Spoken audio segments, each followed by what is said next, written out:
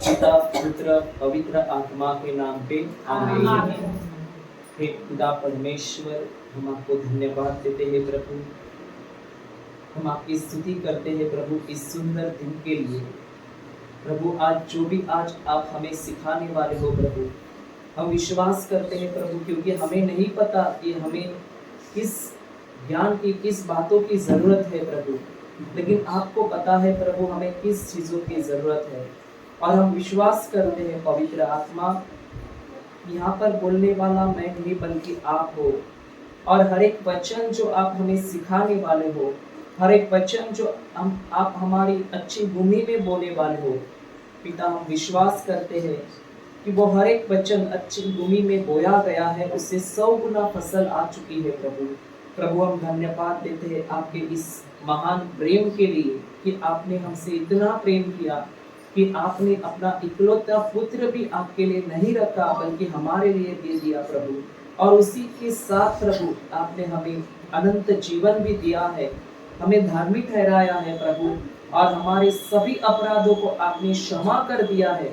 इसलिए हम आपको बहुत बहुत धन्यवाद देते हैं, धन्यवाद देते हैं पिता परमेश्वर, क्योंकि आपका प्रेम महान है और आपकी उपस्थिति यहाँ पर है प्रभु।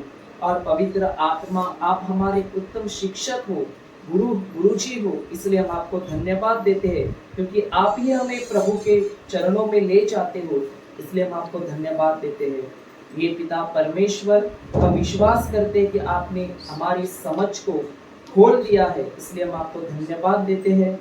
ये पिता परमेश्वर, ये प्रार्थना हम प्रभु यीशु क्रिस्त के नाम पे करते हैं, आमीन आमीन आमीन।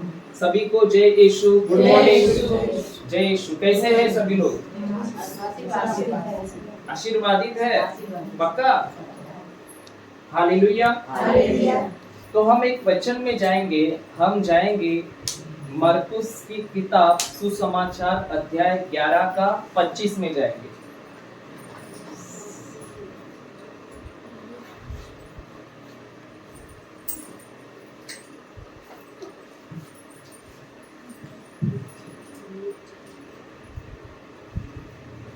मरकुस की किताब अध्याय 11 का 25।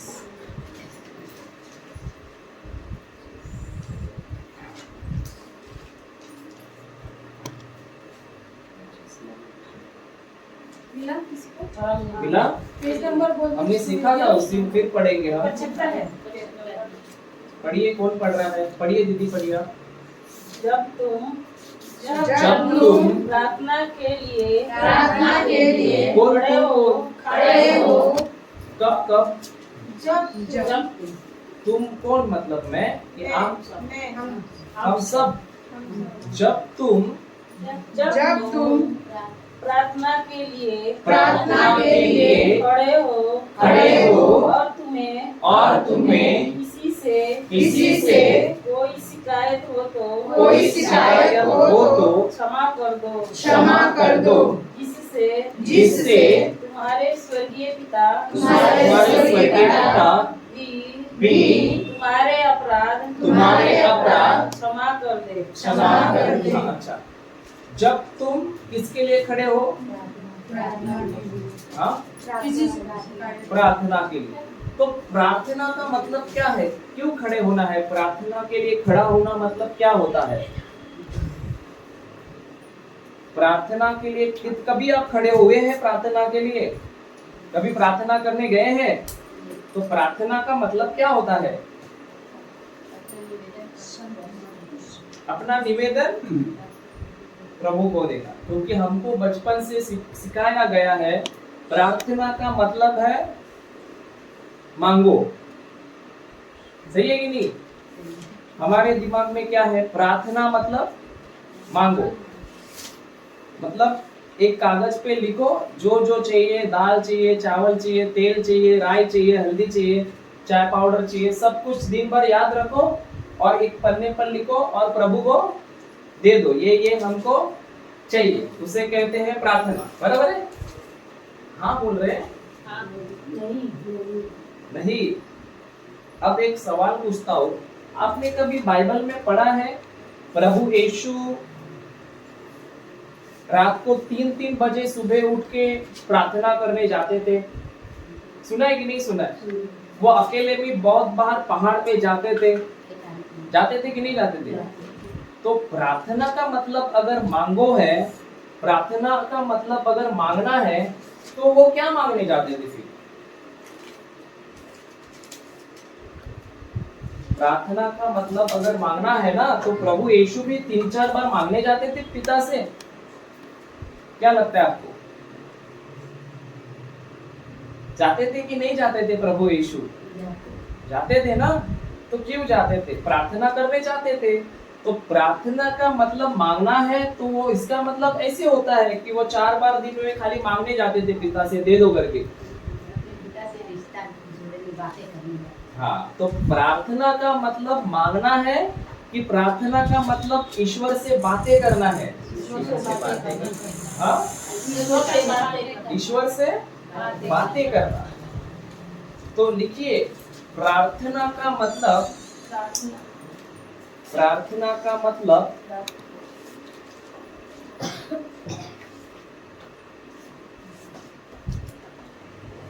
प्रभु से कुछ मांगना नहीं है, प्रभु से कुछ मांगना नहीं होता। प्रार्थना का मतलब प्रभु से कुछ मांगना नहीं होता, बल्कि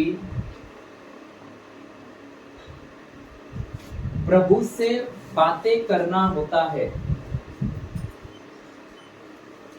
दीदी आप नहीं लिख रहे? कॉपी नहीं लाया? अच्छा,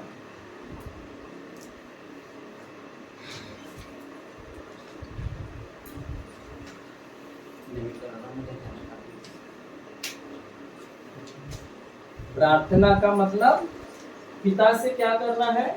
मांगना। मांगना की बातें करना। लेकिन हमारे दिमाग में इतने सालों से क्या पड़ा है? प्रार्थना करना मतलब मांगना। मतलब प्रार्थना मतलब रेशन की दुकान में खड़ा हो जाना। सही है कि नहीं है? लेकिन हमें बाइबल क्या सिखाती है कि प्रार्थना करना मतलब ईश्वर के साथ क्या करना? बातें करना, उसके साथ और भी रिश्ता जोड़ना। सही है कि नहीं? तो हमें प्रार्थना करने की जरूरत क्यों लगती है? हमें प्रार्थना करने की जरूरत क्यों है? अभी एक उदाहरण देते हैं। ये बेटा सोया है कि नहीं सोया? सोया है ना।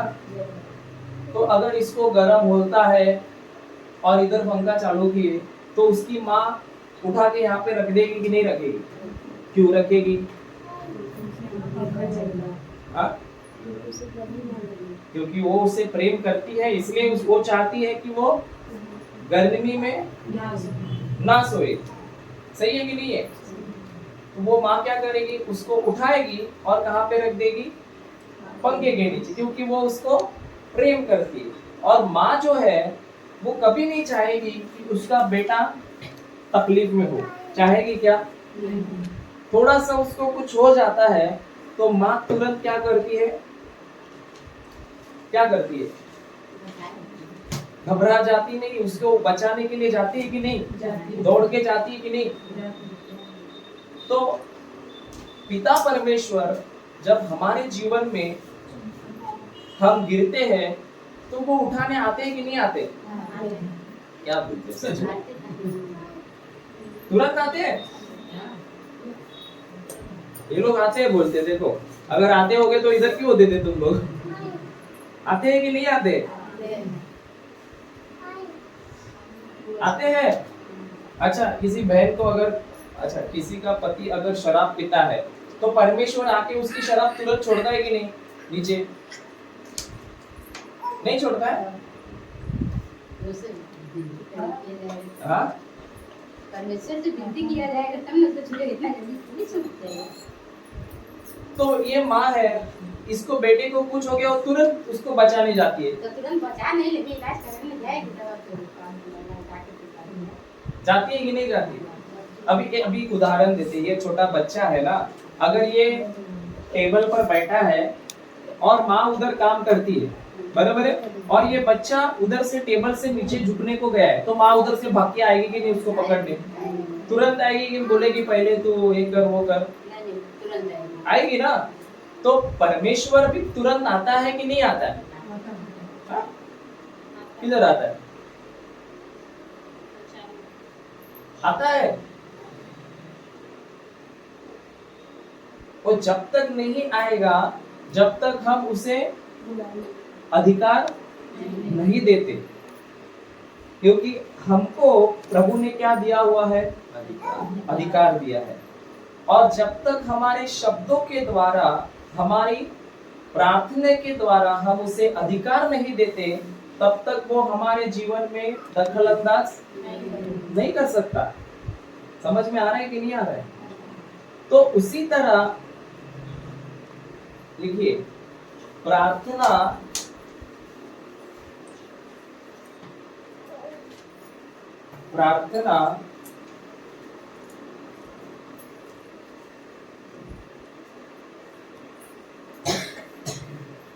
एक ऐसा लाइसेंस है,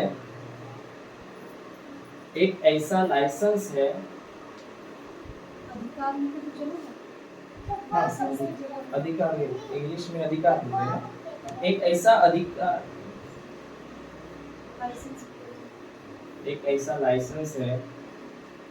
लिखिए अधिकार, लिखिए एक ऐसा अधिकार है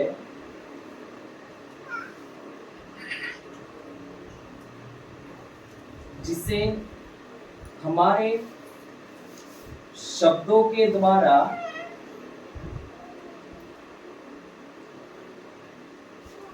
हमारे पिता परमेश्वर को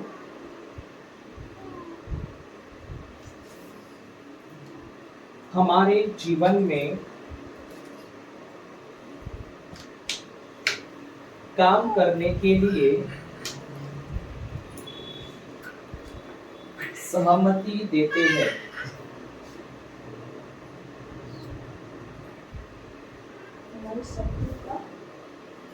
हमारे शब्दों के द्वारा पिता परमेश्वर को हमारे जीवन में काम करने की अनुमति देते हैं। शब्दों के द्वारा? हाँ, मतलब शब्दों के द्वारा जब हम प्रार्थना करते हैं तो हम क्या देते हैं? हमारे खुद के जीवन पर पिता को अनुमति देते हैं कि आप हमारे जीवन में काम करो। क्योंकि इस धरती पर किसको अधिकार दिया गया था? मनुष्य को या ईश्वर को? मनुष्य को। और मनुष्य जो है वो सब अधिकार मनुष्य के पास अगर दिया गया है तो इसमें ईश्वर दखल अंदाज नहीं कर सकता। जब तक वो मनुष्य उसके शब्दों द्वारा, उसकी विनती, उसकी प्रार्थना द्वारा, जब तक वो पिता से अनुमति नहीं देता कि आप आकर मेरे जीवन में काम करो, तब तक पिता ईश्वर खुद ही आकर कुछ कर नहीं सकते। समझ में आ रहा है कि नहीं आ रहा है? और प्रार्थना जो है ये कोई मांगना नहीं है, बल्कि प्रार्थना हमारे पिता से बातें करना और हमारे पिता से एक रिश्ता जोड़ना, उसे कहते हैं प्रार्थना। समझ में आ रहा है कि नहीं? तो लिखिए, प्रार्थना एक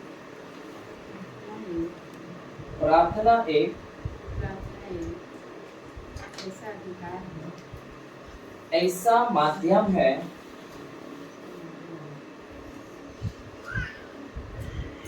जिसे मेरे और पिता के बीच का रिश्ता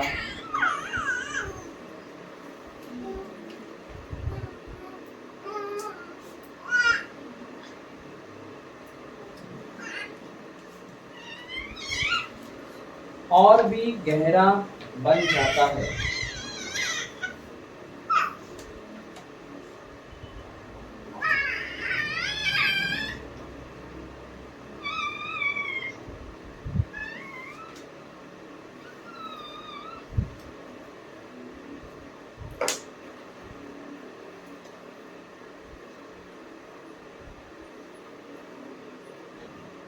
तो प्रार्थना का मतलब क्या है?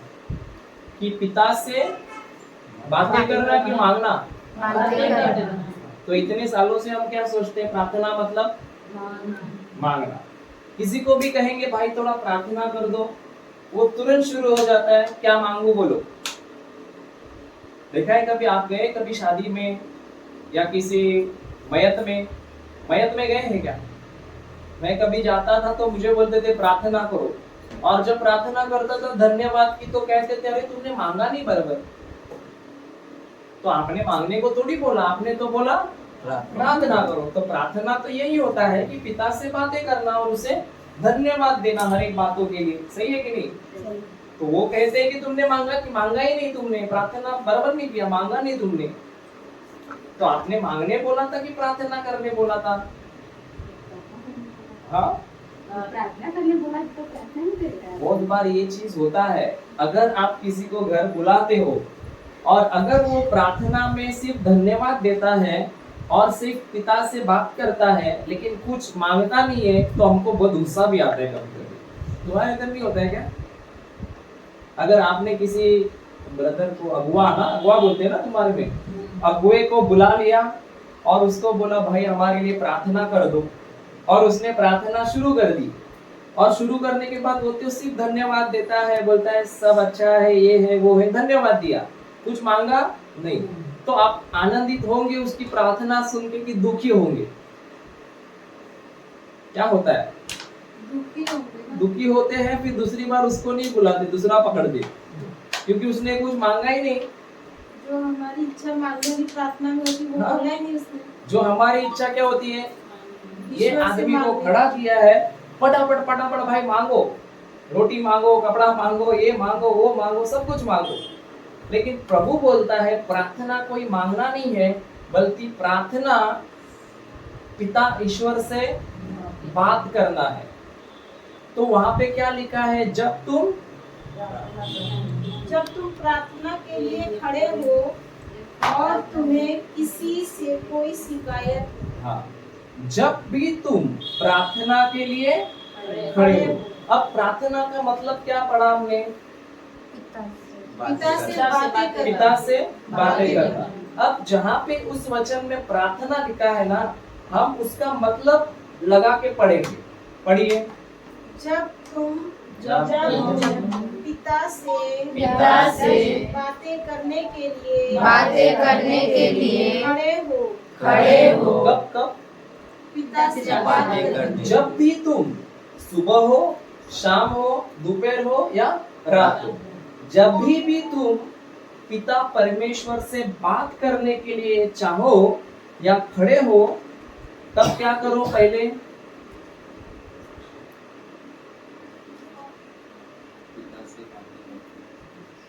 तो सबसे पहले क्षमा करो। तुम्हें किसी से कोई शिकायत हो, हाँ, तुम्हें किसी से कोई शिकायत हो तो क्षमा कर दो। तो क्या करो? क्षमा कर दो। अब हम हमारे पिता से दिन में कितने बार बातें करते हैं? हम दिन में हमारे पिता ईश्वर से कितने बार बात करते हैं? कोई नहीं करता?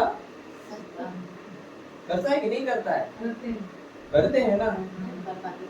लेकिन प्रभु हमें कहता है जब भी तुम खड़े हो, सबसे पहले ये चेक करो कि तुम्हारे मन में किसी के खिलाफ कुछ कचरा तो नहीं भरा है। हाँ, तो उसे क्षमा करो। हाँ, क्षमा करो। और तो आगे बहुत सीखना है हमें। अभी तक तो हम इस पे है कि किसी के खिलाफ शिकायत तो नहीं है। तो ये शिकायत का मतलब क्या होता है?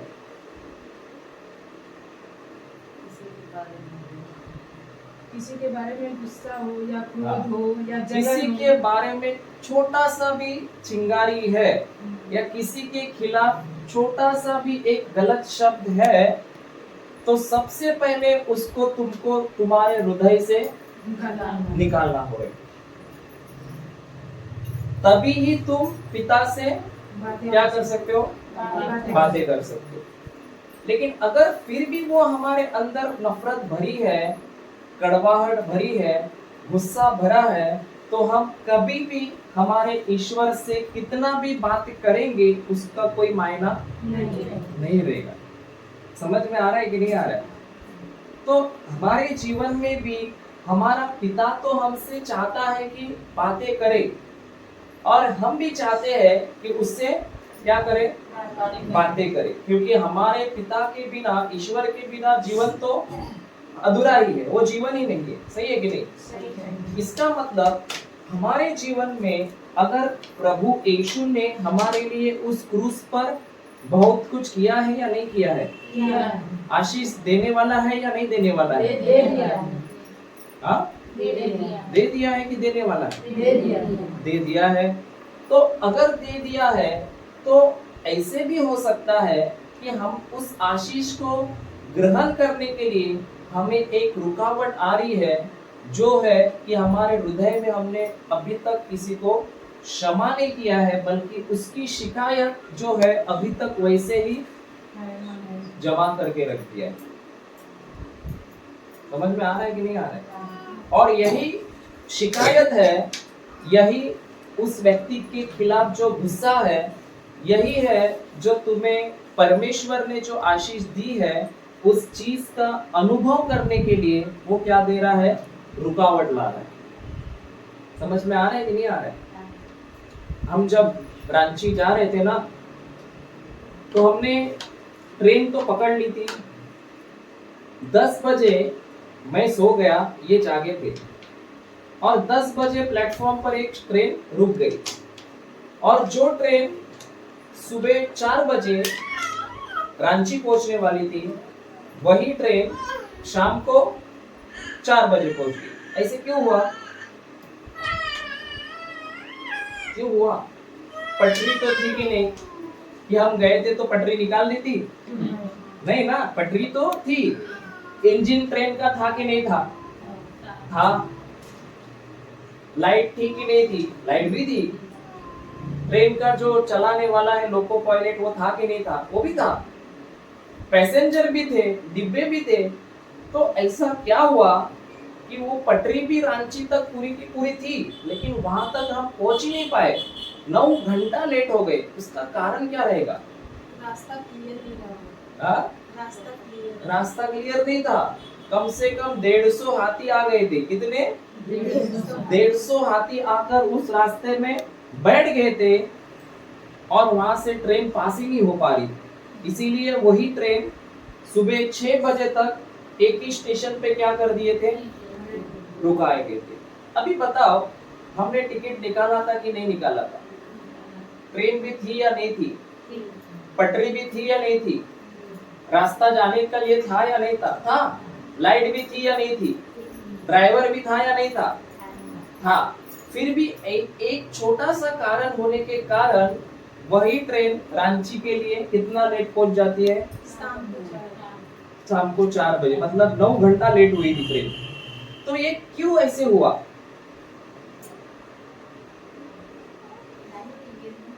हाँ? लाइन क्लियर नहीं मिला। क्या आया था बीच में?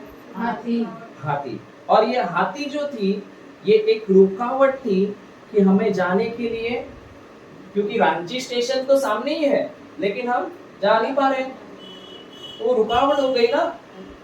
तो उसी तरह यीशु ने हमें सब आशीष तो दे दी, बहुतायत का जीवन तो दे दिया, सब कुछ दे दिया, लेकिन अगर हमारे हृदय में, हमारे मन में हाथी तो नहीं भरे हैं। हाँ, भरे हो सकते हैं।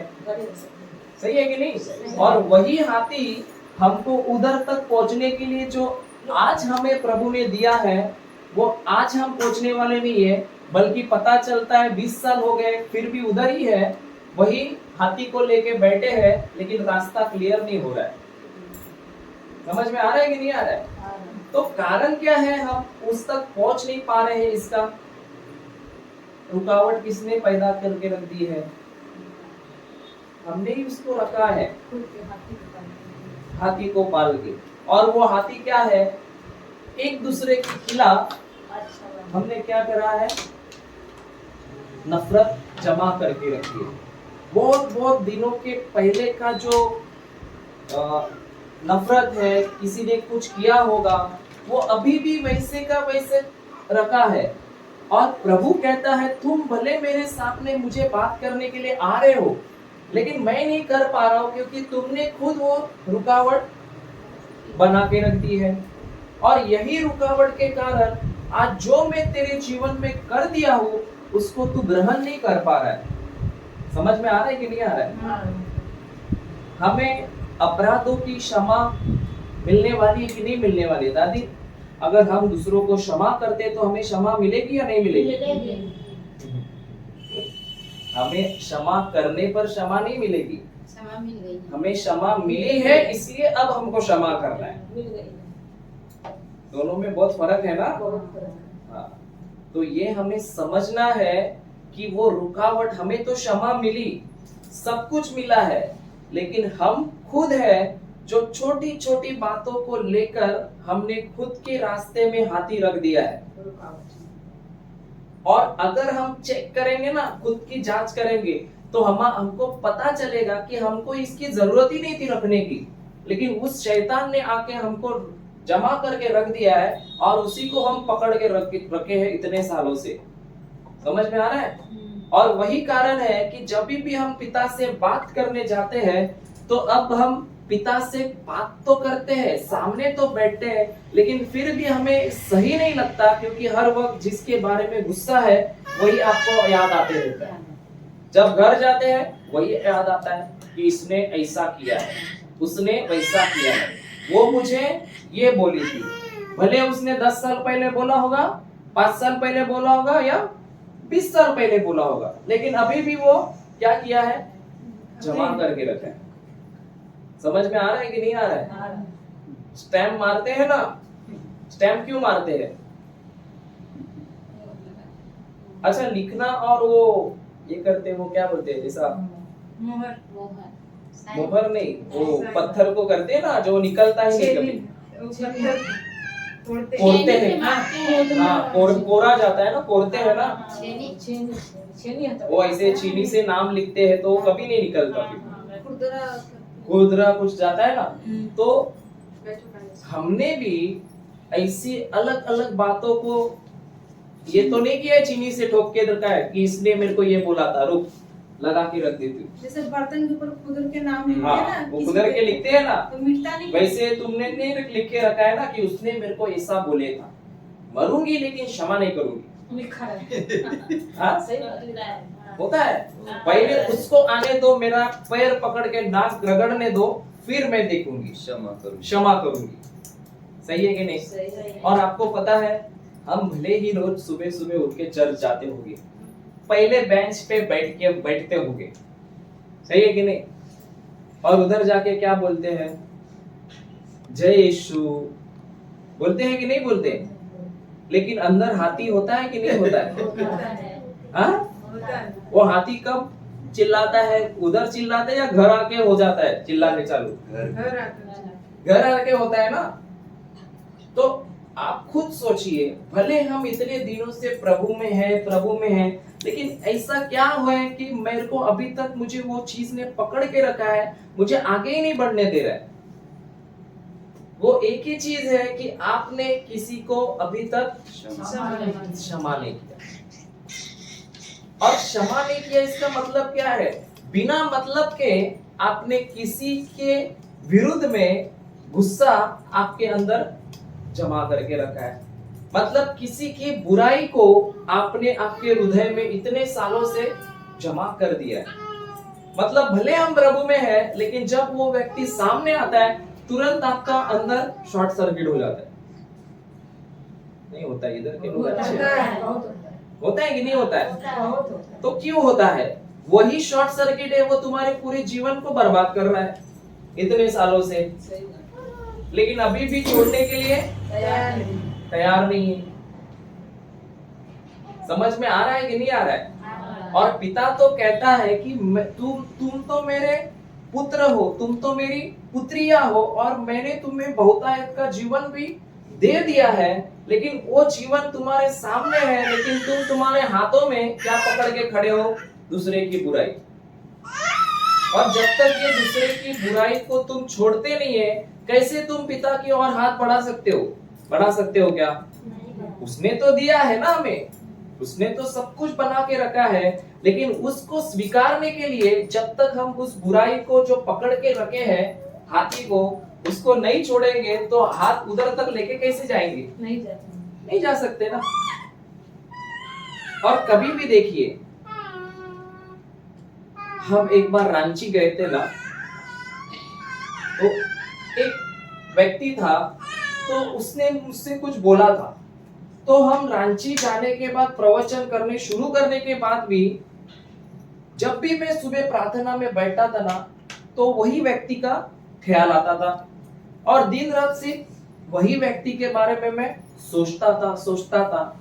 तो मुझे लगता था प्रभु कुछ तो गड़बड़ लग रहा है, पहले जैसा नहीं लग रहा है, मुझे कुछ तो अजीब लग रहा है।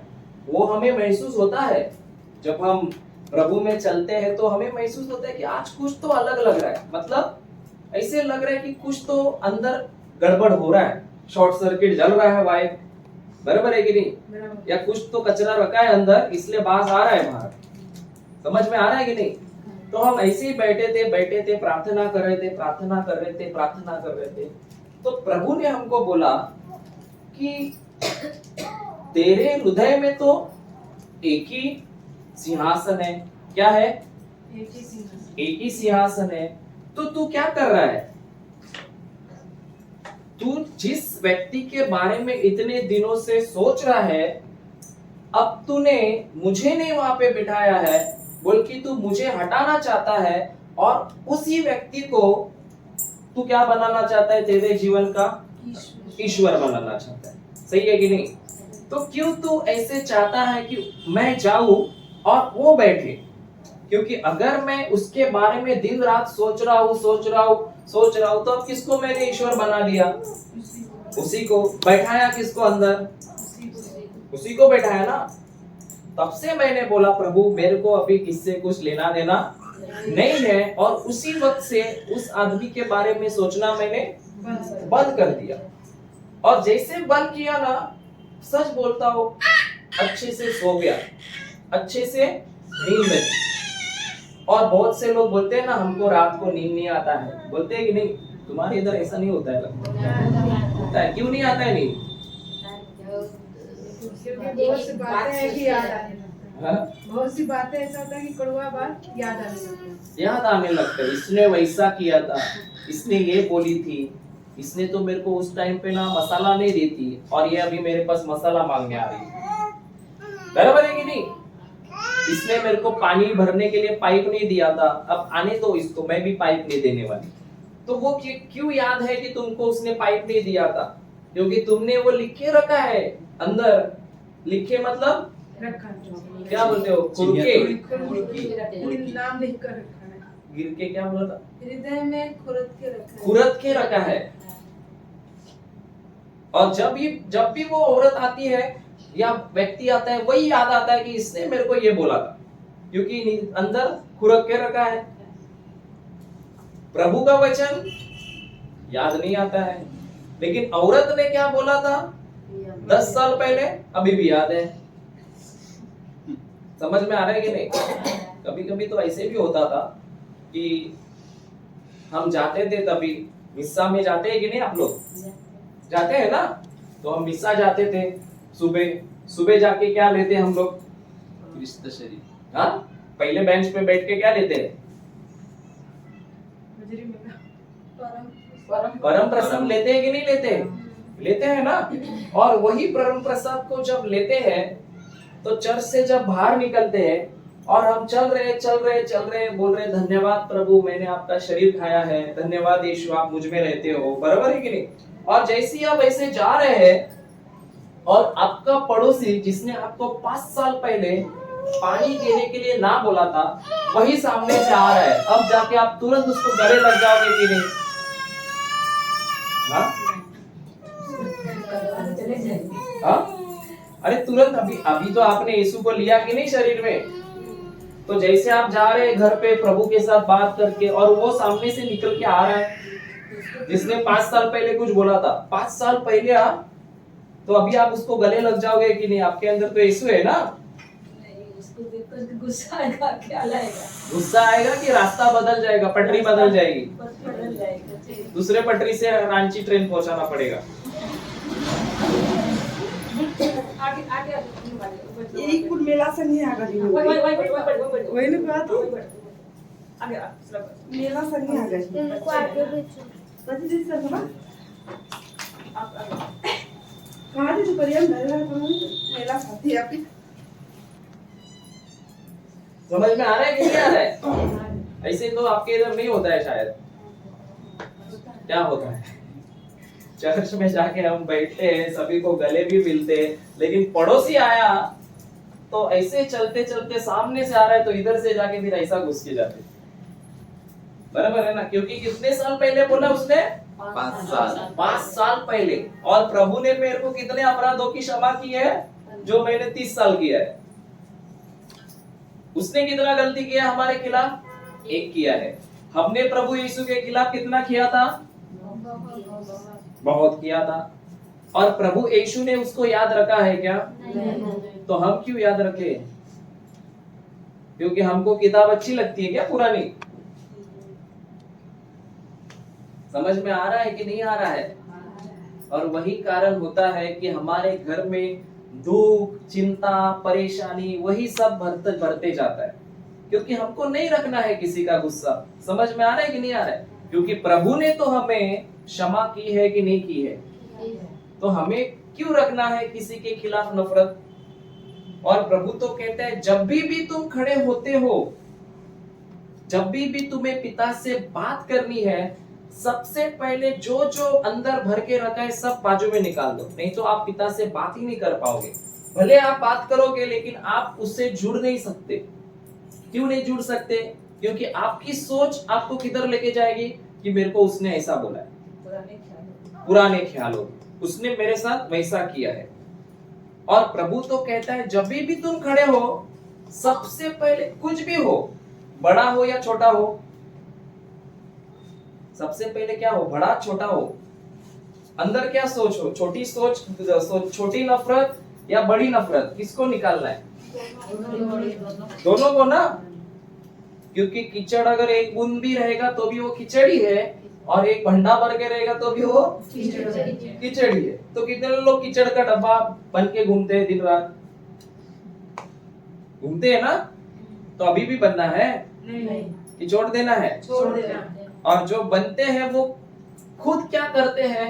सबसे पहले तो वो खुद का जीवन का नाश कर देते हैं, और जिसे उसने क्षमा नहीं किया उसके भी जीवन का नाश कर देते हैं। और ये खुद का ही नाश नहीं होता, बल्कि खुद के साथ जो उसके परिवार है उसको भी वो क्या कर देता है? मुसीबत में डाल देता है। सही है कि नहीं है? तो क्षमा का मतलब क्या है? पहले ये जानो, क्षमा का मतलब क्या है? ईश्वर से बात नहीं, वो तो प्रार्थना हुआ ना। अपने मन में दूसरे के प्रति जो द्वेष, पुरानी बातें छोड़ देना। छोड़ देना। उस दिन सीखा ना आपने, उस दिन लिख के भी दिया था शायद। क्या है ईश्वर का मतलब? ईश्वर ने क्षमा का मतलब, देखो डायरी खोल रहे अभी आप। जो पुरानी बातें उसको छोड़ देना, और जो प्रभु ने अपना प्रेम दिया है उसको उसकी भलाई करना। नहीं,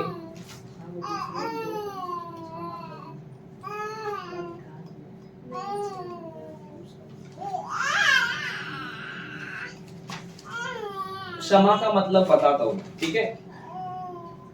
अभी अगर मुझे इस बहन ने कुछ बोला या मेरी कुछ पैसे लेके भाग गई, उदाहरण ना, पैसे लेके भाग गई, अब यही कार्यों के द्वारा उसने मुझे क्या दिया पता है?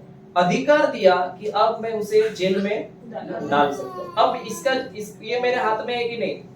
मेरे पास अधिकार इसने दिया क्योंकि इसने मेरे खिलाफ गलत किया, बराबर है कि नहीं? लेकिन अगर मैं इसे क्षमा करता हूं तो इसका मतलब जो अधिकार इसने मुझे दिया हुआ है अब मैं उसे इस्तेमाल नहीं करता, बल्कि इसको सजा नहीं करता, बल्कि उसी के बदले मैं इसका और भी भला करता हूं। क्या करता हूं? और भी भला करता हूं, और भी उसे आशीष देता हूं, और भी उसे प्रेम करता हूं। सही है कि नहीं? लेकिन इसने मेरे पैसे लेके गई कि नहीं, तो वो कौन भरेगा? नहीं, अगर वो भरेगी तो क्षमा थोड़ी हुई हो। अगर मैं क्षमा करता हूं तो उसने जो पैसे लेके गई उसकी भरपाई भी जिसने क्षमा की है ना उसको ही देनी होगी। समझ में आ रहा है कि नहीं आ रहा है? तो हम बहुत बार क्या करते हैं, क्षमा तो करते हैं लेकिन बोलते हैं भरपाई भी भरो। अभी ये दीदी है ना, गाड़ी चलाते हो कभी? नहीं तो क्या चलाते हो? कार, साइकिल चलाते हैं ना। तो समझो साइकिल चला रहे और किसी को जाके ठोक दिया, 4 व्हीलर को ठोक दिया और उसकी पीछे की लाइट टूट गई। अब वो आदमी बाहर आता है और बोलता है मैं तुम्हें क्षमा करता हूं, खाली मेरी जो लाइट टूटी है ना उसका पैसा दे दो। तो ये इस भाई ने अभी क्षमा किया कि नहीं किया? किया कि नहीं किया? नहीं किया। क्यों नहीं किया? पैसा ले लिया। तो इसका मतलब जब इन्होंने ठोका तो इन्होंने उस कार वाले को अधिकार दिया कि वो कार वाला अब उसे सजा कर सकता है, बराबर है, कुछ भी कर सकता है। लेकिन अगर वो क्षमा करता है तो इस बहन को वो छोड़ देता है और जो लाइट फूटा है उसका पैसा भी कौन भरेगा? अभी जिसने क्षमा किया है, मतलब वही गाड़ी वाला भरता है। उसे क्या कहते हैं? क्षमा। समझ में आ रहा है? उसी तरह जब प्रभु यीशु ने हमें क्षमा किया हमारे अपराधों का, हमारे पापों का, तो उसने तो क्षमा किया कि नहीं? क्रूस पे से किया ना। किस अधिकार से किया? उसने किस अधिकार से क्षमा किया? किस अधिकार से क्षमा किया? क्योंकि हम सब उनके बच्चे हैं। बच्चे तो है, ठीक है, लेकिन मैंने क्या कहा, अगर आप क्षमा करते हो तो आपको उसकी भरपाई भी आपको ही भरनी है, तो वो क्षमा होती है। इसलिए हमें क्षमा कर दी हमारे सारे पापों को। तो भरपाई प्रभु यीशु।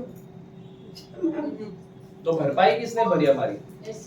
तो यीशु ने पहली भरपाई भरी, बाद में क्षमा की, कि पहले क्षमा की बाद में भरपाई भरी?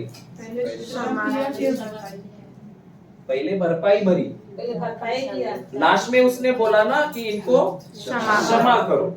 हम क्या करते हैं? भरपाई भरते हैं कि पहले क्षमा बोलते तो है लेकिन भरपाई निकलती नहीं है। बाद में नहीं करते, वो क्षमा किया बोलते हैं लेकिन भरपाई हृदय में लिख के रखते हैं कि इसने मेरे को ऐसा बोला। वापस कभी आ गया, कुछ मिल गया मौका, तो फिर उसको छोड़ेंगे नहीं। तो क्षमा का मतलब यही है कि मुझे किसी ने अधिकार दिया है कि मैं उसको दर्द दूं, लेकिन मैं वो अधिकार को इस्तेमाल नहीं करती, बल्कि उसी के बदले उसका भला करती हूँ और उससे प्रेम करती हूँ। और जो भी भरपाई हुई है उसके द्वारा वो जो मैं क्षमा करती हूँ वो मैंने अब खुद ही भर देती हूँ। समझ में आ रहा है कि नहीं आ रहा है?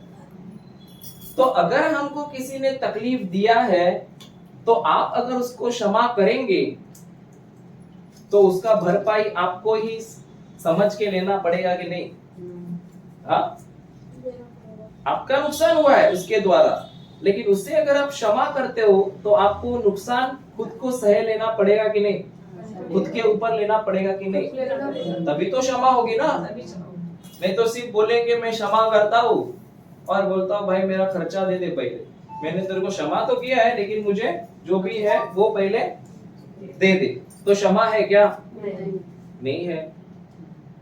समझ में आ रहा है कि नहीं आ रहा है? तो अगर हमको किसी को क्षमा करना है तो हमें सबसे पहले तो क्या करना होगा?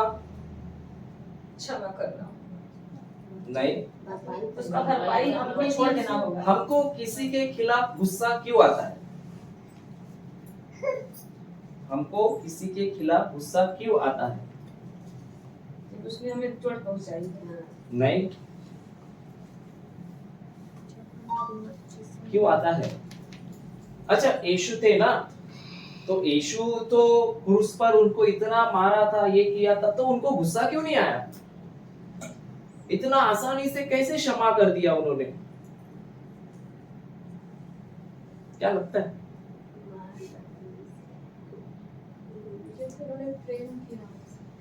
प्रेम किया, लेकिन कैसे प्रेम कैसे हो गया? आप भी करो, देखो होता है क्या? नहीं होता है। हाँ, हमारे घर में प्रेम होता है कि बर्तन बजता है? तो वो क्यों नहीं होता है? चलो हम देखेंगे, सबसे पहला हम उसका रास्ता देखेंगे कैसे हम क्षमा कर सकते हैं। हम जाएंगे इफिसियन चैप्टर 6 वर्स 10 में पढ़ेंगे। एफेसियों हाँ, 6:10।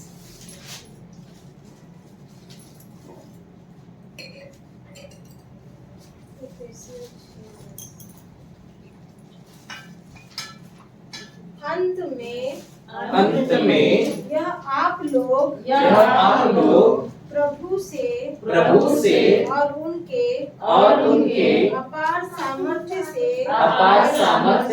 बल ग्रहण करें। आप ईश्वर के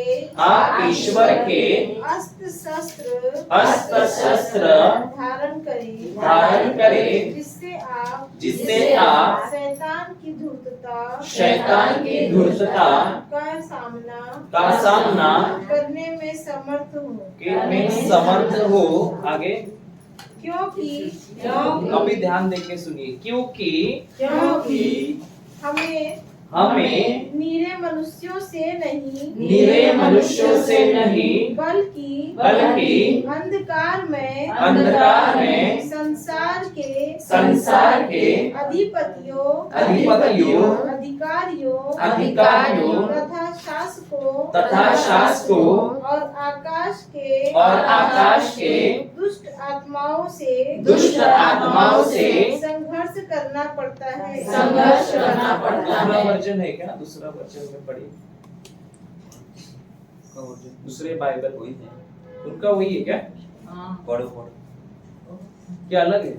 नहीं वही है, इसके आगे शब्द अलग है कि वही है? वही है।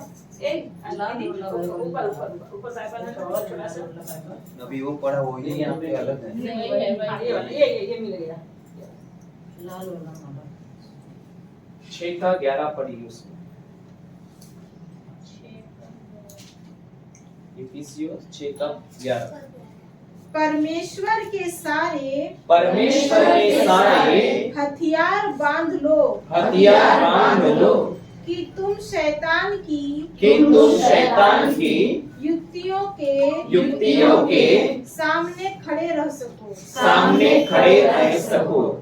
आगे, क्योंकि हमारा यह मलयुद्ध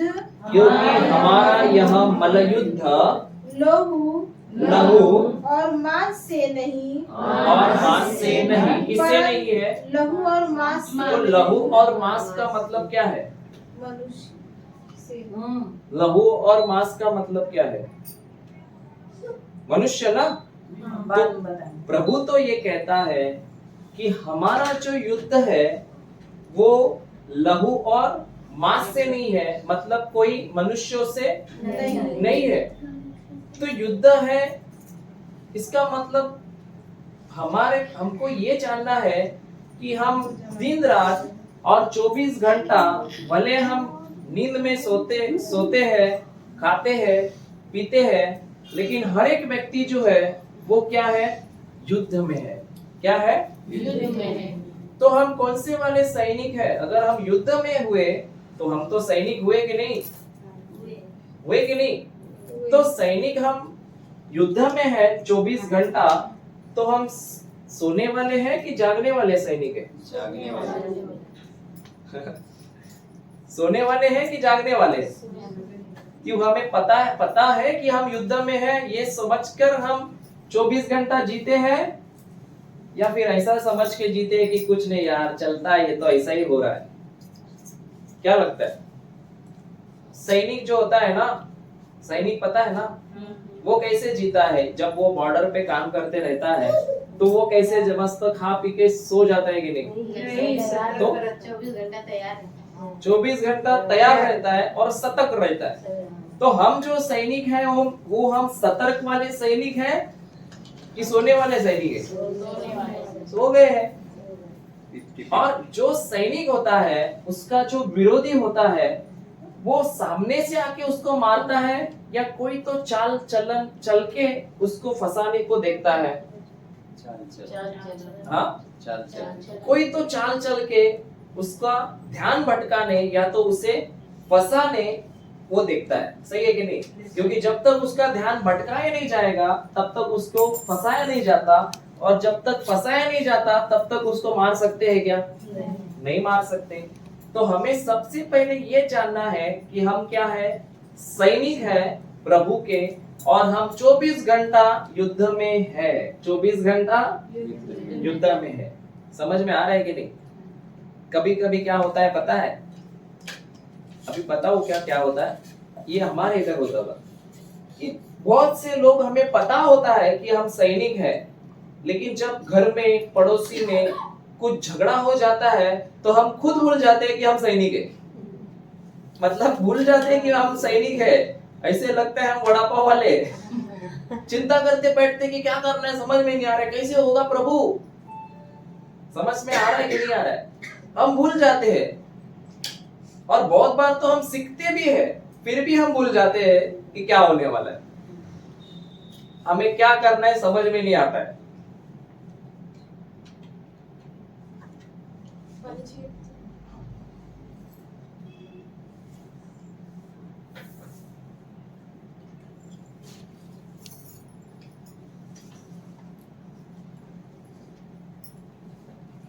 समझ में आ रहा है कि नहीं आ रहा है? तो जब भी हमारे घर में भी कुछ होता है तो हमें समझना है कि हम तो युद्ध में है। तो युद्ध में है तो हमें तो सतर्क रहना जरूरी है कि नहीं है ना?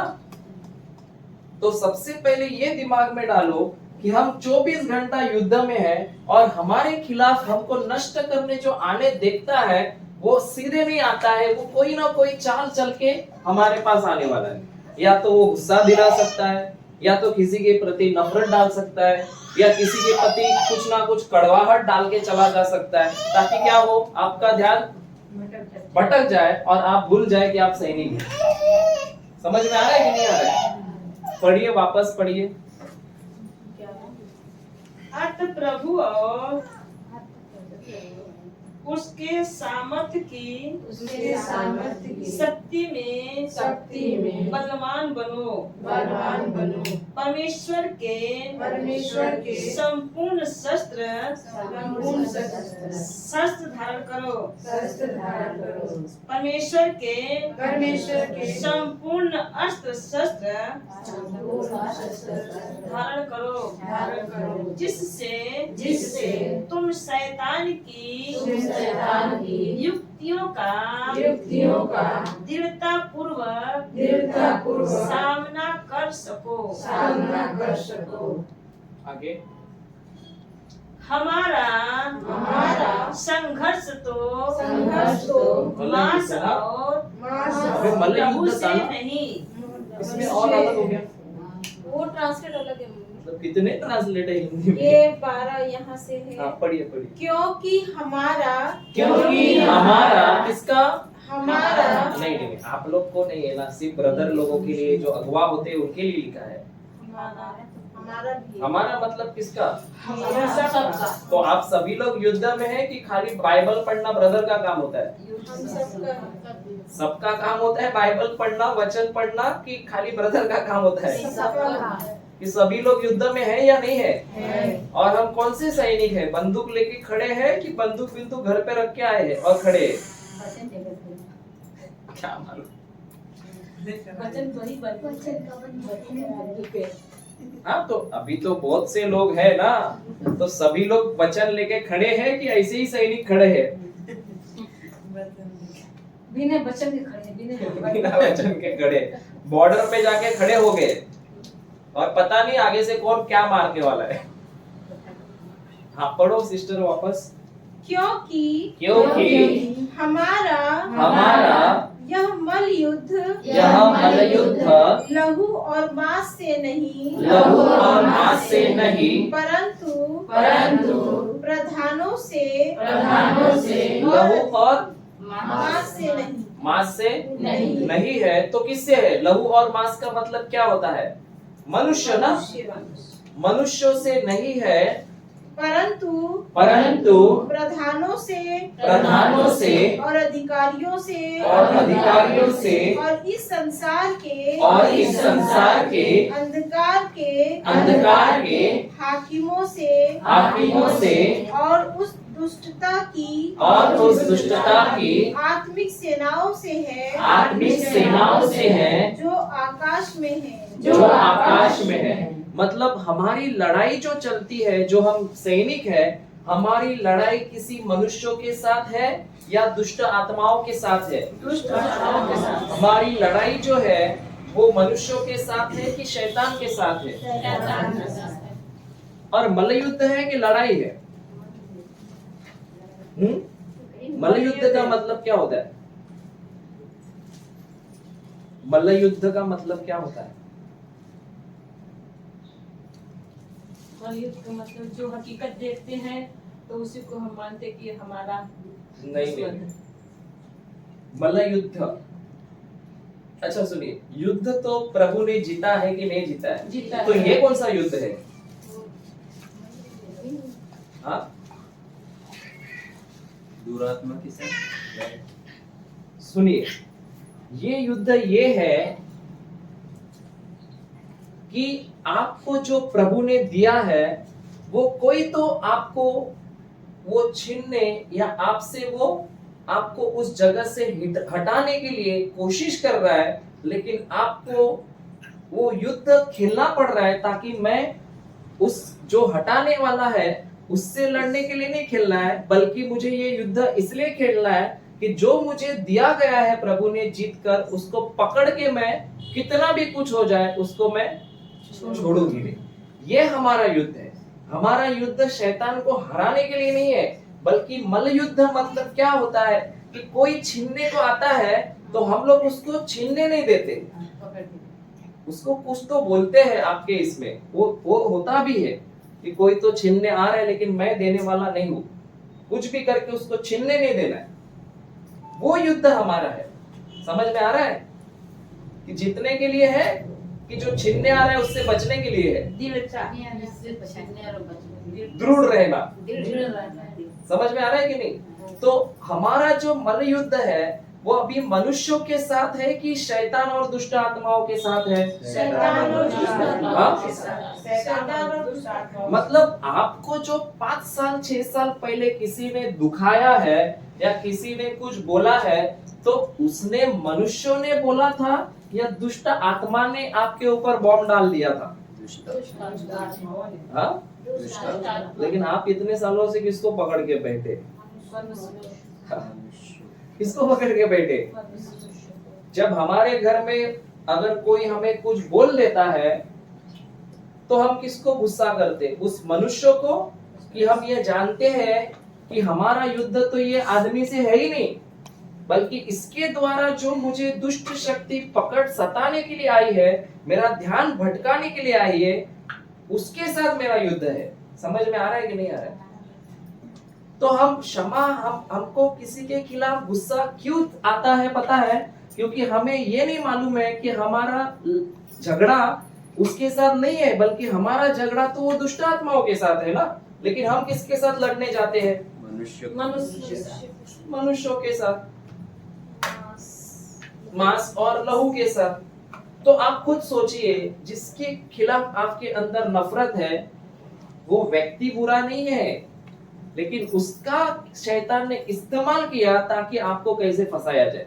और आपने शैतान को कुछ किया नहीं, बल्कि आपने किसके खिलाफ गुस्सा रख दिया है?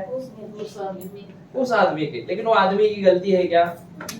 नहीं, उसकी गलती नहीं, उसको तो दुष्ट आत्मा ने इस्तेमाल कर रहा है। इस्तेमाल किया ताकि आपके जीवन में जो आशीष है उसको वो रोक पाए, छीन पाए। और आपने छीनने को दिया? नहीं। दिया कि नहीं दिया? कैसे दिया पता है? उसके खिलाफ तुरंत आपको गुस्सा आ गया और आपने वो दे दिया। और कभी कभी तो 10 साल होते, 20 साल होते, मैं सबको क्षमा करूंगी लेकिन मेरी सास को नहीं करेगी, मैं सबको क्षमा करेगी लेकिन मेरे पति को नहीं करेगी। ऐसा होता है कि नहीं होता है? तो वो क्या है? सबसे पहले हमको अगर क्षमा करना सीखना है तो सबसे पहले ये समझना है कि मुझे दिमाग में बिठाना है कि मेरा युद्ध कोई मनुष्यों के साथ है ही नहीं। मेरा युद्ध ना तो मेरे पति के साथ है, मेरे बेटे के साथ है, ना तो मेरी बेटी के साथ है, ना तो मेरे पड़ोसी के साथ है, बल्कि मेरा युद्ध जो शैतान है, जो दुष्ट आत्मा है, वो जो मुझे आशीष दी है, जो मेरे परिवार में शांति है, वो छीनने को आया है। समझ में आ रहा है कि नहीं? तो ये जब आप समझेंगे तो आपको तो किसी के प्रति गुस्सा आएगा क्या? नहीं आएगा। लेकिन हमें आता है, इसका कारण क्या है? हम खुद भूल जाते हैं कि अरे मेरा तो इससे युद्ध नहीं था, मेरा तो उस मनुष्य से युद्ध, दुष्ट आत्मा से युद्ध है। तो ये तो भाई अच्छी है, ये तो बहन अच्छी है। समझ में आ रहा है कि नहीं आ रहा है? क्या आ रहा है? क्या आ रहा है? ऐसा लग रहा नहीं कि गलती हो गया? ऐसा लग रहा है कि नहीं किधर तो हम लोग गलत किए? नहीं, अब समझ में आ रहा है। समझ में आ रहा है? क्योंकि हम हमेशा हमारी आंखों से हमें दिखता है कि ये मनुष्य है, लेकिन मनुष्य क्या है पता है आपको? मनुष्य क्या है? ईश्वर का प्रतिरूप। ईश्वर का प्रतिरूप। और क्या है? मनुष्य एक पात्र है। क्या है?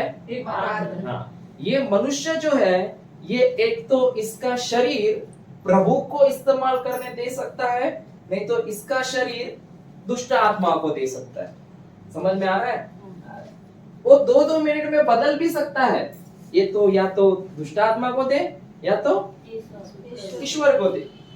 वो सब उसके मन में चलते होता है। जैसे उसने संसार की सोच को पकड़ लिया, अब उसने शरीर दे दिया शैतान के हवाले। जैसे उसने प्रभु के वचनों को पकड़ा है, तब वो शरीर दे रहा है पवित्र आत्मा को। तो अगर हमारे अंदर नफरत और गुस्सा चलती है, इसका मतलब हमने किसकी सोच को पकड़ा है? प्रभु के वचनों को पकड़ा है कि संसार को पकड़ के चल रहे? समझ में आ रहा है? तो अभी सबसे पहले अगर मुझे क्षमा या किसी के प्रति गुस्सा नहीं होना है, तो सबसे पहले मेरे दिमाग में बैठाना है कि जो भी मेरे विरुद्ध में आता है, मेरा युद्ध इसके साथ नहीं है, बल्कि मेरा युद्ध इसके द्वारा जो मुझे परेशान करने आता है उसके साथ है।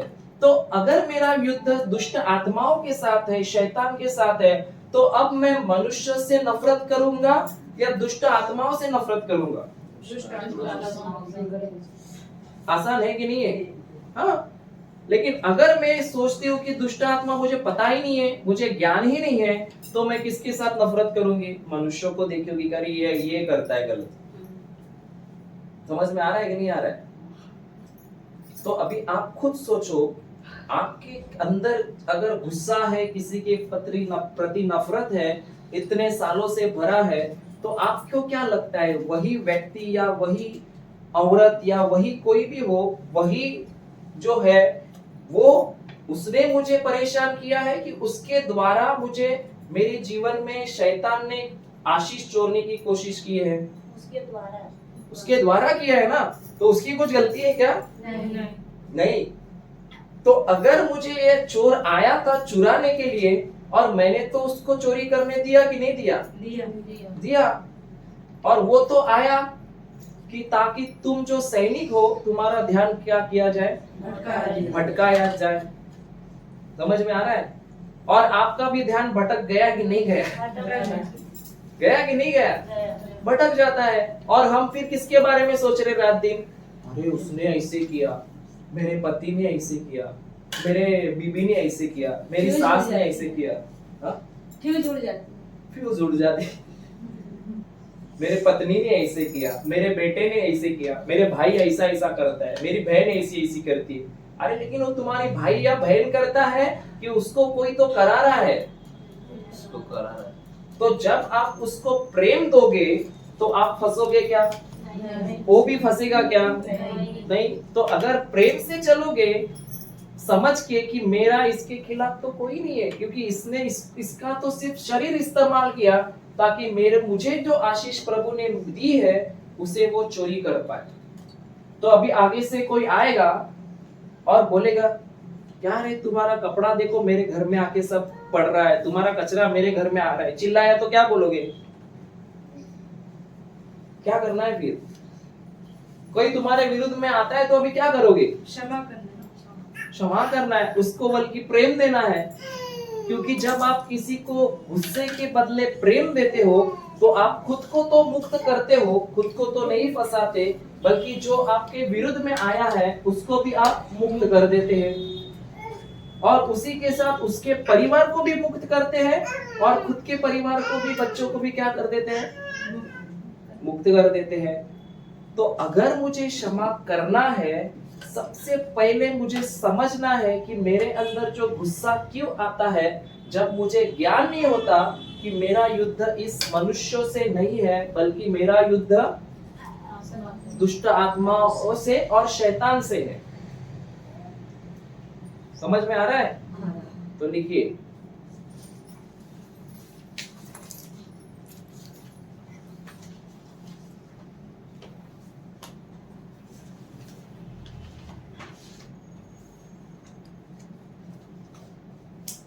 हमें हमारे हृदय में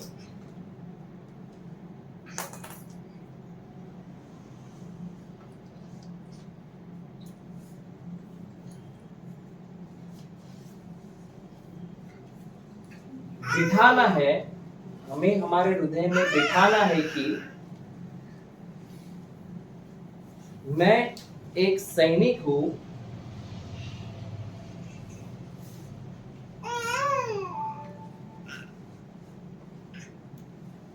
और मैं एक युद्ध में हूं,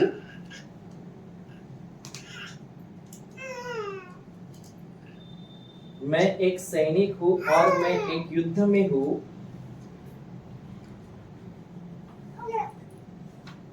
और मेरा झगड़ना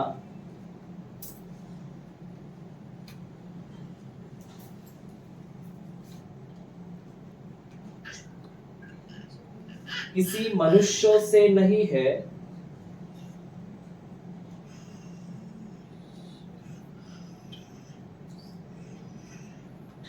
बल्कि मेरा झगड़ना शैतान और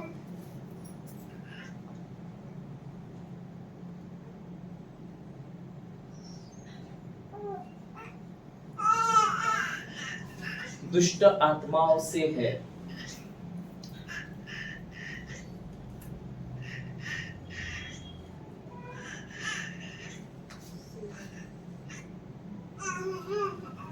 लिखा आपने?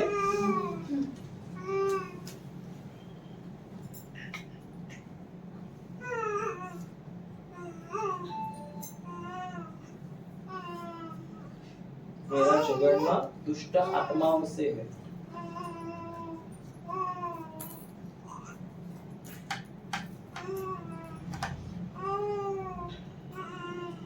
समझ में आया या नहीं आया? तो अभी आपके खिलाफ कोई आता है, आपसे चिढ़ता है या गुस्सा करता है, तो उसे क्या दोगे? उसके खिलाफ नफरत लाओगे अंदर, गुस्सा लाओगे, या उससे और भी प्रेम दोगे? और भी प्रेम देंगे। देंगे ना, क्योंकि हमें प्रभु ने इसीलिए बुलाया है। हम एक देखेंगे और एक वचन, हम जाएंगे 1 पीटर 3:9 में, पेतरुस का पहला पत्र अध्याय 3 वचन 9। पेतरुस का पहला पत्र अध्याय 3 वचन संख्या 9।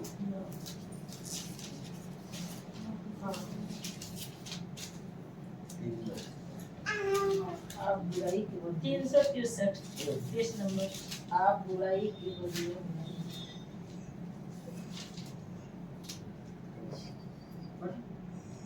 आप बुराई के बदले बुराई ना करें। क्या ना करे? बुराई ना करे। बुराई के बदले बुराई करे। बुराई ना करे। ना करे कि करे? ना करे। अरे उधर लिखा है। अपना सिस्टम क्या किस पे बना हुआ है? बुराई ना करे। हमारा सिस्टम कैसे चलता है? बुराई किया तो बुराई बुराई के पीछे भागता है, अच्छाई किया तो अच्छाई के पीछे भागता है। लेकिन प्रभु क्या कहता है? अगर कोई बुराई करता है तो हमें उसके बदले बुराई ना करे। नहीं करना है, क्योंकि जो बुराई करने वाला है वो मनुष्य है क्या? तो कौन है? हाँ। तो अभी इसका मतलब ये होता है क्या कि हर कोई जो घर में सबको शैतान शैतान करके नजर से देखे? नहीं ना। ये तो सबको ढूंढते बैठोगे कि ये शैतान है, ये भी शैतान है, ये भी शैतान है, तो गड़बड़ हो जाएगा। सबके अंदर प्रभु का आत्मा है, लेकिन ये जो मन है, ये अगर किसी का शैतान काबू करता है तो वो काम हरकत किसकी तरह करता है? शैतान की तरह। तो हमको ये नहीं देखना है कि उसने गलत किया मतलब वो शैतान है।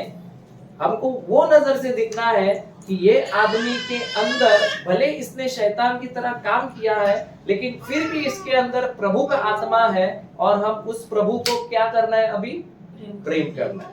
सही है कि नहीं? अभी एक उदाहरण देते हैं। यहाँ पे आके हम झुकते हैं कि नहीं? आरती उतारते कि नहीं? बराबर है कि नहीं? किसकी उतारते हैं? प्रभु यीशु की।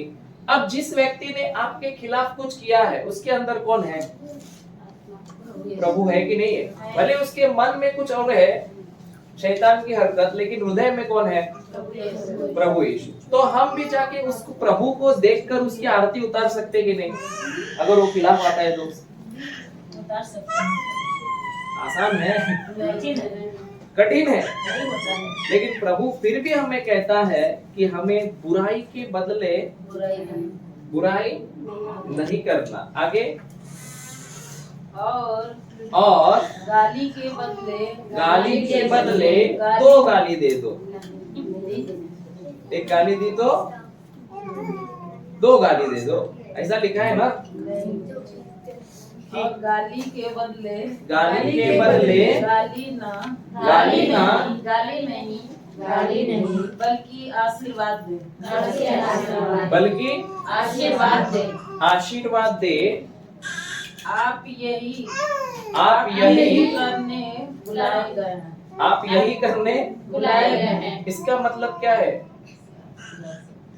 वहाँ पे लिखा है बुराई के बदले बुराई नहीं करना है, गाली के बदले गाली नहीं करना है।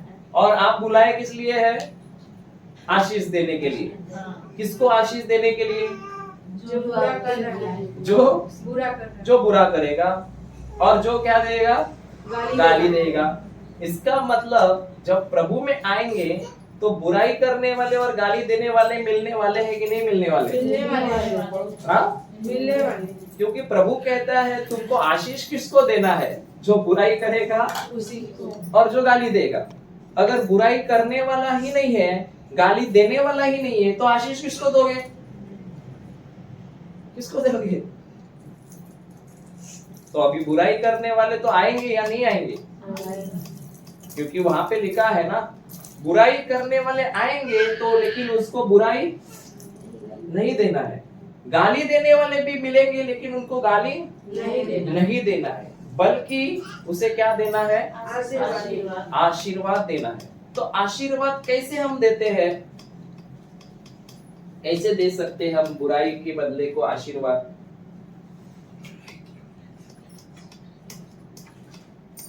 कैसे दे सकते हैं?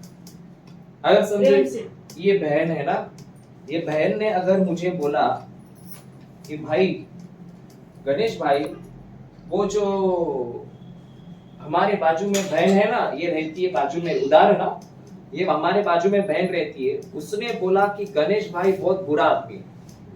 किसने बोली? ये बहन ने बोली कि ये बहन ने बोला है गणेश भाई बहुत बुरा आदमी। तो अगर मुझे आशीष देना है तो मैं कैसे दूं अभी इसको? क्योंकि इसने तो बुराई की कि नहीं? तो अभी इसको आशीष देने बोला है प्रभु ने, अभी कैसे दूं? सबसे पहले मेरे दिमाग में ये होना है कि ये बोलने वाली ये नहीं है, बल्कि इसके द्वारा शैतान मुझे छेड़ने के लिए आ गया है। तो मुझे क्या बोलना है? नहीं, वो बुरी नहीं है, बल्कि धन्यवाद यीशु, ये औरत बहुत बहुत अच्छी है और ये प्रभु की दासी है। अभी हमने क्या दिया? हमारे शब्दों से उसे आशीर्वाद दिया। और प्रभु क्या कहता है? जब तुम देते हो तो तुम्हारा बढ़ता है या घटता है? बढ़ता है। तो मैंने उसे क्या दिया? आशीष दिया। अब मेरे अंदर क्या बढ़ेगा? समझ में आ रहा है? तो हम आशीषित कैसे, हमारे जीवन में आशीषों का अनुभव कब देखते हैं हम? जब सबसे पहले हम बुराई को ही आशीष में बदल देते हैं। सही है कि नहीं है? तो इसका मतलब जब ये बहन बुरा करती है फिर भी हम बोलते हैं कि वो अच्छी है, फिर भी हम बोलते हैं नहीं नहीं वो तो प्रभु की दासी है। अगर कोई पति या कोई लड़का शराब पीता है, नशा करता है, बुरे लत में फंसता है, फिर भी लोग आके हमके बोलते हैं कि ये ऐसा है, ये वो ऐसी है वैसी है, वो तो बुराई करता है ना।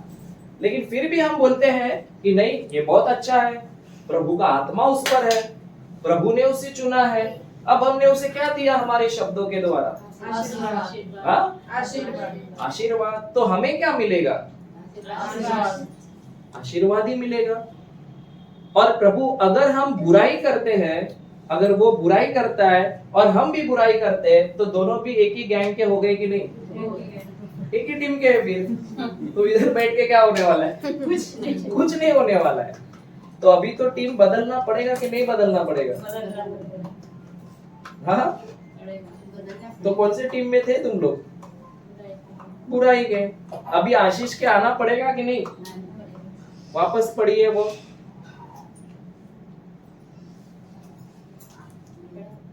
आप यही करने बुलाए गए हैं।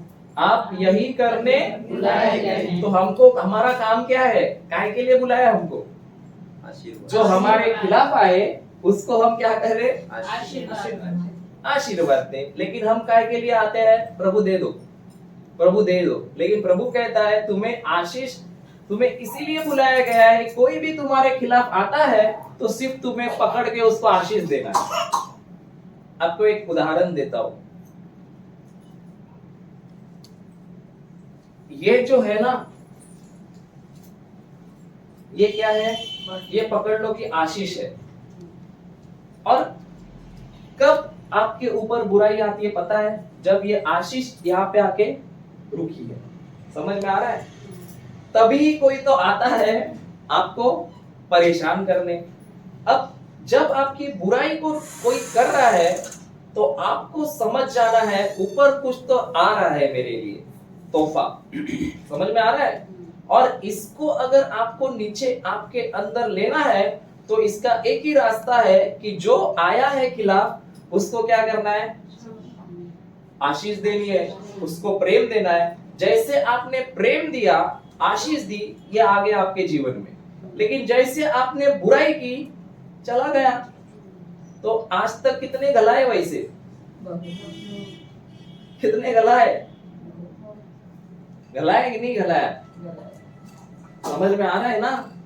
क्योंकि हमें उसी लिए प्रभु ने बुलाया है कि हर वक्त हमारे खिलाफ कोई आ रहा है तो समझो अभी हमारा क्या टाइम है? प्रमोशन का टाइम है। क्या है? और हमेशा एक बात जीवन में याद रखो, जो आदमी तुम्हें गिराने आया है, जो आदमी तुम्हारा बुराई करने वाला है, वही आदमी तुम्हें ऊपर उठाने वाला है। क्या? जो आदमी तुम्हारे खिलाफ है, जो आदमी तुम्हारी बुराई कर रहा है, वही व्यक्ति तुम्हें ऊपर उठाने वाला है। कब उठाएगा? जब तुम उस व्यक्ति को आशीष दोगे। क्योंकि मेरे जीवन में तो मैं आज यहाँ तक पहुंचा हूं तो प्रभु ने मुझे पहुंचाया। लेकिन हमने देखा कि जिस व्यक्तियों ने मुझे यहाँ तक लाया ना, वही मेरे खिलाफ आए थे, और उनके साथ जब हमने प्रेम का बर्ताव किया, वही लोगों ने मुझे ऊपर उठा के लेके गए। समझ में आ रहा है?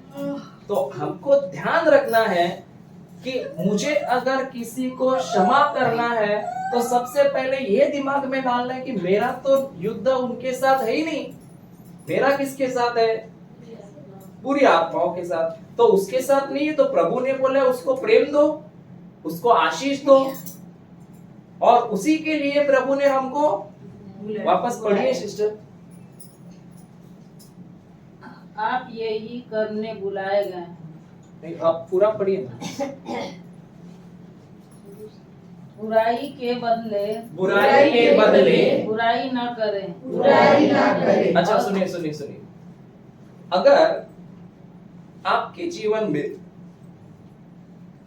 50,000 रुपए आपको मिलता है, लेकिन उसके पहले कोई तो अगर किसी व्यक्ति ने आके आपकी बुराई की, तो आपको गवर्नमेंट की तरफ से 50,000 रुपए मिलता है कि देखो मेरी इसने बुराई की, मुझे 50,000 रुपए मिला, बराबर है कि नहीं?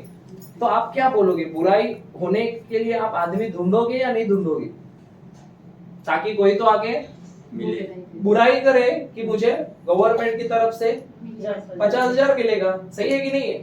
तभी बोलोगे क्या प्रभु मत करो बुराई? तभी क्या बोलोगे? भेजो भेजो, कोई प्रॉब्लम नहीं, भेजो, पैसा आ रहा है।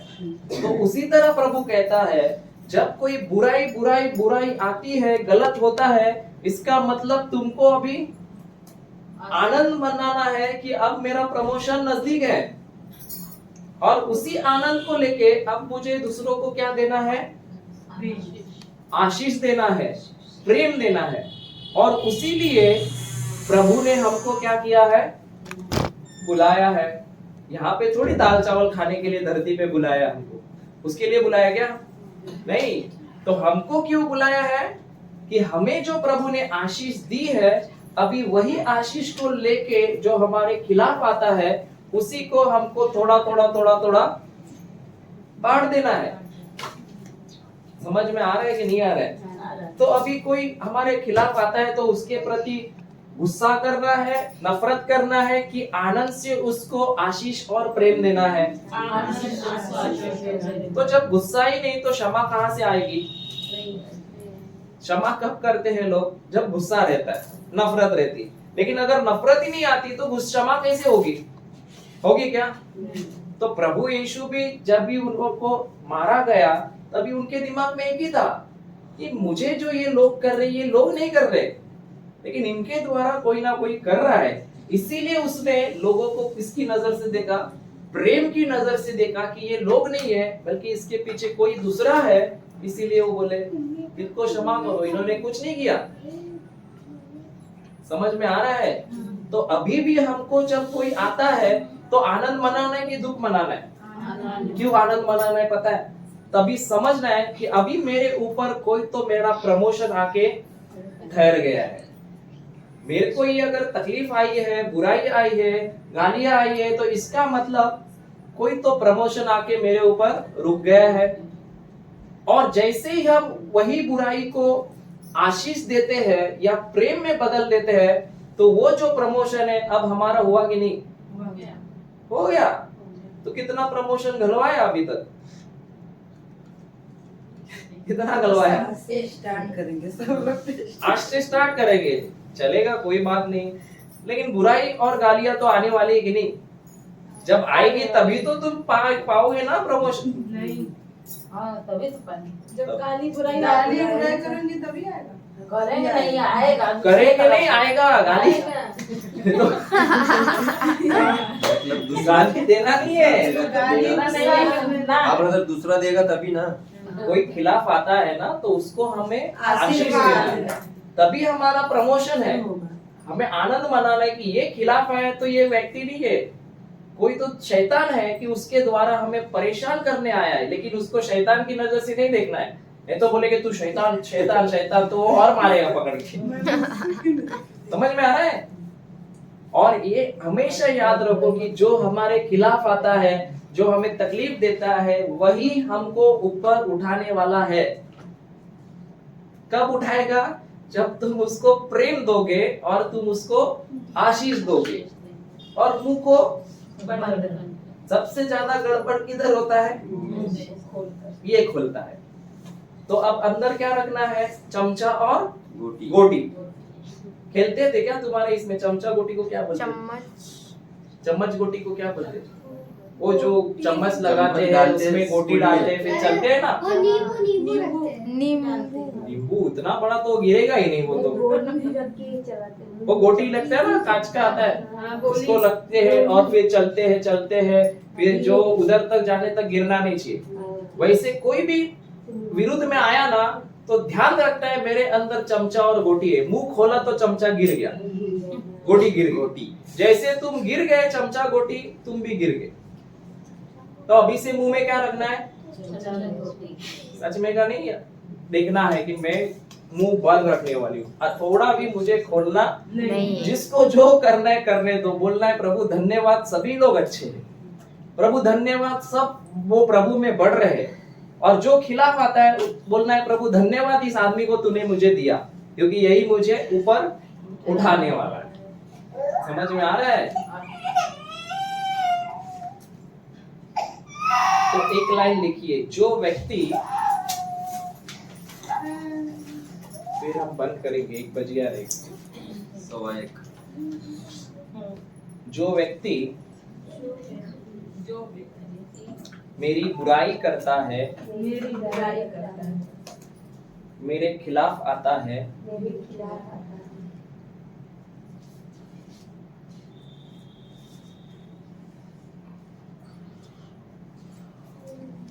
वही व्यक्ति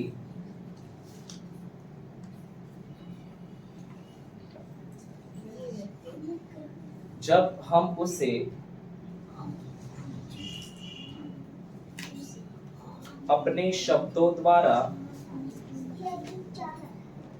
आशीष देते हैं, प्रेम करते हैं और भला करते हैं, तब वही व्यक्ति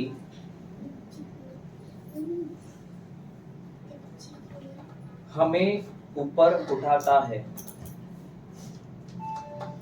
जो व्यक्ति मेरी बुराई करता है और मेरे खिलाफ आता है, जो व्यक्ति मेरी बुराई करता है, मेरे खिलाफ आता है, वही व्यक्ति जब हम उसे अपने शब्दों द्वारा आशीष देते हैं, प्रेम करते हैं और भला करते हैं, तब वही व्यक्ति हमें ऊपर उठाता है। लिखा ना? तो अभी आएगा कोई खिलाफ तो आनंद मनाना है, दुख मनाना है? आनंद मनाना। सच में ना? इधर बोल के कुछ नहीं होगा, अभी घर जाके चालू होगा परीक्षा। हाँ, सही है ना? तो कुछ सीखने मिला कि नहीं मिला? मिला कि नहीं मिला? सीखने कुछ मिला। तो ये पढ़ खाली लिख के लेंगे कि इस्तेमाल भी करना पड़ेगा? करेंगे ना? ठीक है, तो कौन आएगा अभी आखिर की प्रार्थना करने?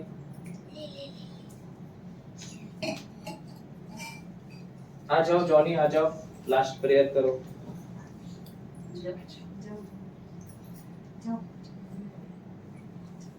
आ जाओ, आ जाओ।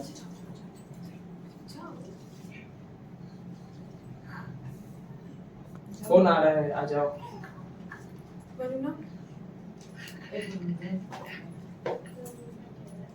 क्या सीखा ना आपको? सुनिए। जो सीखा उसे लेके प्रभु को धन्यवाद दो। धन्यवाद। गलती होगा चलेगा, कोई प्रॉब्लम नहीं।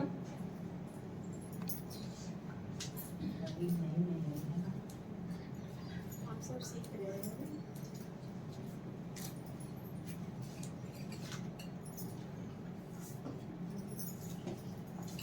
आज हम सब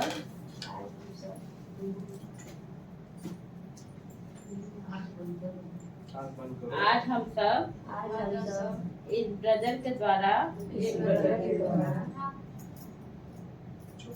जो पढ़े हैं इसलिए हम आपको प्रभु धन्यवाद देते हैं। धन्यवाद देते हैं। और आज से हम जो भी हमारे खिलाफ आता है हम हम उसे आशीष देंगे आशीष देंगे और प्रभु और प्रभु हम धन्यवाद देते हैं हम धन्यवाद देते हैं दूसरों के जीवन में कि दूसरों के जीवन में आपने हमें आशीष का माध्यम बनने के लिए चुना है इसलिए हम आपको धन्यवाद देते हैं और जो बीज आपने बोया है विश्वास करते हैं प्रभु ये बीज के बीच अच्छी भूमि में गिर चुका है और इससे 100 गुना फसल आई है इसलिए हम आपको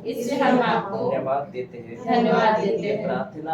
ये प्रार्थना हम यीशु के नाम से करते हैं करते हैं आमीन आमीन आमीन आमीन।